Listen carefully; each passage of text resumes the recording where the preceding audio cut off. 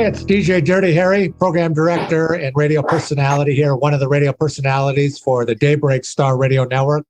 Our motto, our ingredients, digitizing the airways 24/7. Proud to say that we're up to almost 7,000 titles in our music library, doing big things here based in Seattle, internationally for all of our listeners.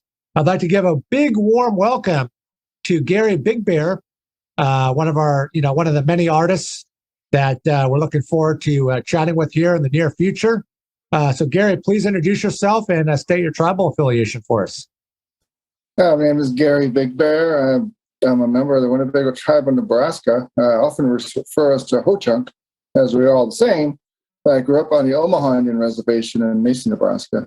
And my art career started pretty early. I don't know if you want me to get into that right away or just why you... Yeah, that actually perfect segue. That gets me to my next question. How did you get into making art? And what are your preferred styles when you're, getting ready to compose and, design a new piece for all your fans? Well, the old process is, my roots started in abstract expressionism and while I was in college. And so I always stuck with that for many, many, many years. And so this new style that I have is much cleaner and more based on color. And so that came about some situation where the house I was living in was being remodeled. And so I didn't have the access to my painting products. And so I was just sketching in little bitty 5x5 sketch pads. And they became these little space containers, so to speak. And things went from there. The style that I created, was based on color and space. So everything was kind of given that space within itself to let the colors really shine through. So it was a new thing for me because abstract painting is completely different. But this was way different for me to go in this direction. But I didn't do it. I really enjoy it. It's been a big game changer for me for the creativity part. Because you always want to have some sort of direction that you're going in, and so finding something like that was pretty crucial to making those changes. So when you began getting into abstract art, did you have a specific mentor or was there someone that really influenced you to go in that direction? Yeah, there were two big influences in my life. And the first one was Oscar Howe. He's a Yankton Sioux from South Dakota. And he is currently showing in the Native American Museum and National Museum of American Indian in New York City, I believe, or DC. I'm not sure where it's at, but he influenced me a lot as a very young person in high school. But Bob Penn was his student, and then running into Bob Penn in late 80s, I believe it was, that was the game changer for me, that I saw something that I could do that was as big as giant paintings that really impressed me, that he's using abstraction as well as realism to portray his culture and tell stories about who he was, where he came from, and what he had going on in his life. You could tell about his past, you could tell about his future, and using those painting skills really impressed me that I found a direction that I could take, because I'd always dabbled in art before. I took it in high school and did some stuff on my own, but was always, contained to doing small, 8x10 stuff and little notebooks and stuff like that. So, and seeing that opportunity, just being inspired mostly, it made me feel that, that was it. Like I couldn't even sleep that night. I remember that all I could think about was going back and wanting to see more of his paintings, to look at his process. But at that point, I hadn't really been painting. I'd done some stuff in high school, of course, but not seriously. And so enrolling in school was just a big, it was a big dare, but being encouraged to do something that you're completely not prepared for. And then to go into it and then find yourself immersed in art. I think that was the biggest gift out of all of it, is that I enjoyed it the most and kept doing it even today. I haven't let it go. I still love making art. So if you're just tuning in to our interview, we're honored to be chatting with Gary Bigbear here at the Daybreak Star Radio Network on our Zoom channel. Everyone will be able to watch this by going to our website, daybreakstarradio.com, and clicking on, of course, the blog. Gary, I got to ask, how does art help you heal from the traumatic aspects of our everyday life? Well, and as of lately, I've been archiving my work. And so I go back into these old paintings that I did a long time ago. And one of the things that I learned from Bob was that Bob Penn, Omaha, he always told me to photograph everything. Even if it's not a good photograph, just take it. Even if it's one of those instant cameras that you have to take into the store, I use one of those and use the best light possible. So I've got a memory of it, and I can remember that painting. And so going back into all those things, I can honestly say that they taught me a lot about myself, just because I can remember the things I was going through when I was doing those particular paintings, based on the color I use and the way I painted and the details that I left behind. So I often see that, the trauma effect, the happiness, the hardships, the confusion, the educational part of what I was going through, all had different aspects of these paintings, not just based on color, but based on the effects I left behind. And so besides making it visual and telling that story, I chose to be more abstract about it by utilizing just the skills that I learned in school, as well as, from painting every day, that certain things become more prevalent, whether it's imagery or just the way you're painting, that prevails in everything that you do. And so I can include imagery in a lot of my work and then work around it, and then tell you about how I worked around it and what this and that represent. Because placement is everything as well. So with abstraction, you're kind of not diluting the truth. You're just hiding everything behind it so that the story is a little bit more interesting than once you learn about it. Because my goal is to hopefully be able to teach people about abstraction, how to read them. And because I can tell you about mine, because once you see some of my abstract paintings and understand how and why I got to create that image, then you'll learn to understand that painting is a process, and that it doesn't always have to be clean and crisp and well done. It can just be in the moment. That's how I lived for many, many years, painting that style.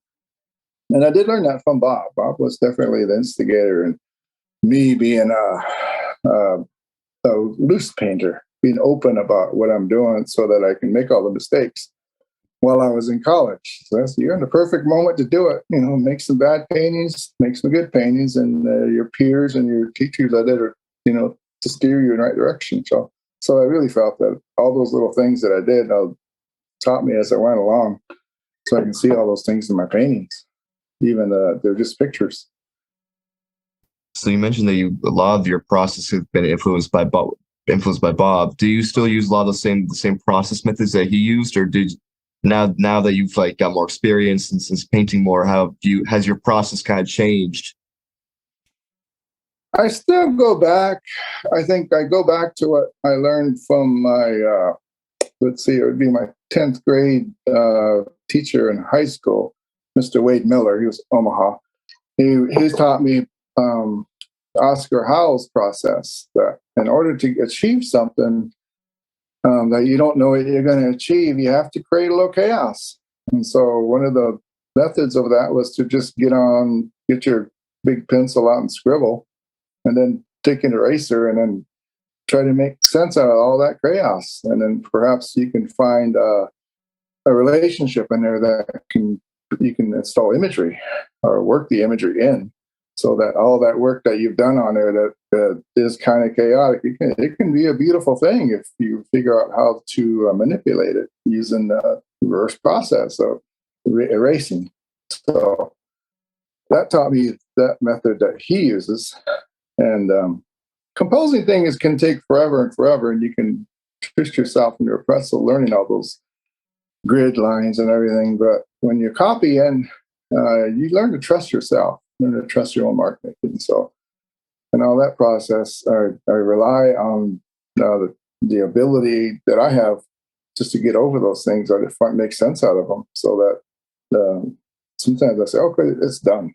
Or, that's really what I want to get to, is to see that they're done. And Awesome. I put my best effort in them. How does being native influence your artistic style, and how do you incorporate native styles into your work, Gary? Well, it's always about me and my livelihood.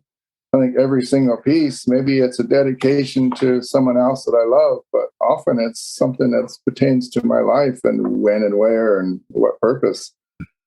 I often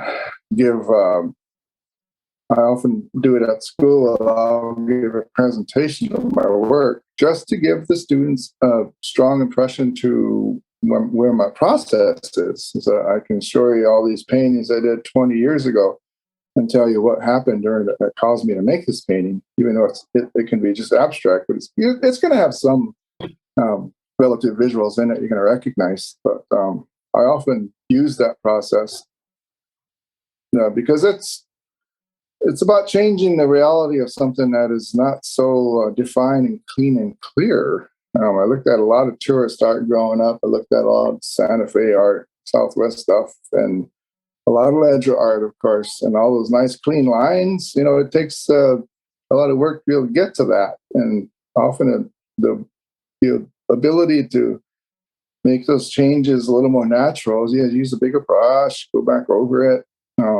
It's no different than what abstract expressionists do to make all these images, but you're going backward and forward. I mean, the culture part is always about who and what I am, because all these paintings become symbols, so to speak, of abstraction and emotion. So when I use all those attributes in these paintings, when I think about it in the past, like when I have to title it, then that's when I'm affirm the nativeness in my paintings, that I give it a time and place, and we call it an event, and then it goes from there. So every painting is a bit of a ceremony. I often have sage burning in my studio. I often have artifacts around that are important to me that I've made in the past. Always a skull here and there. I bring it all when I'm working anyway. So the music I'm playing. So you mentioned that a lot of times the people need to just kind of delve into the abstract art. So, being me, I'm also an artist myself. I'm a jazz musician, and I sometimes have, trouble kind of getting into more abstract forms of music and abstract ways of expression. So what advice would you give to younger artists who are just beginning to explore more abstract ways of abstract art in general? Well, it becomes a symbol in your own hand. Is what really it's going to be, because you do something long enough, then other people see it. They're going to be able to recognize it. So the individualism comes out just through practice. And so I would encourage anyone that if you're like abstraction, then keep doing it, because it teaches you things as you go along. Some of these images I have at the Daybreak Star Center, the gallery, are some of them were complete failures in drawing. And so what it became is that I kept working on them until I got something out of them. Many of those images are worked over and over, and then just cleaned up and put on the canvas. So your mistakes can be successes if you have faith in them. Once you attain more experience, because with that experience, I'll be able to say, okay, this color, 4-color combination can get me past one point. So that is one way how I use color to organize all those paintings. Some of them have 12 colors in them, or so 13, 11. When I often start out with just 4 and try to give them each a complement so that they can all exist on that canvas, and one isn't going to overpower everything else. So the color harmonies are just part of one of the last processes I do when I do those paintings. But it's a process I love doing. It's not quite as difficult as, say, doing a still life or doing a portrait, where you're constantly judging yourself to get it right. Whether you need to or not. You can make it as hard on yourself as you want to. But I'd encourage young artists to develop their skills first. and you've got them down, it's a little bit easier to do the rest. There's a lot to learn. What's next for Gary Bigbear, for all your fans and all of our listeners to be able to have something to look forward to within your artistic style?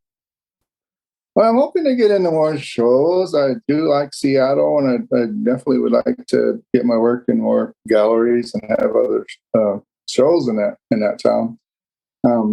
I don't think my work is going to change a whole lot. I have different styles that you haven't seen. I work in pastels as well as my graphite drawings are still a mainstay.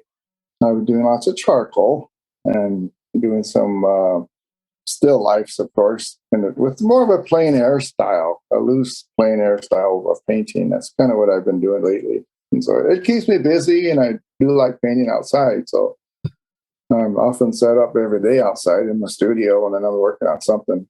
So this lovely weather enables you to just work outside. So don't have to worry about too much other than bugs. You're checking out the Daybreak Star Radio Network, and our motto is indigenizing the airways. Awesome. Thank you very much.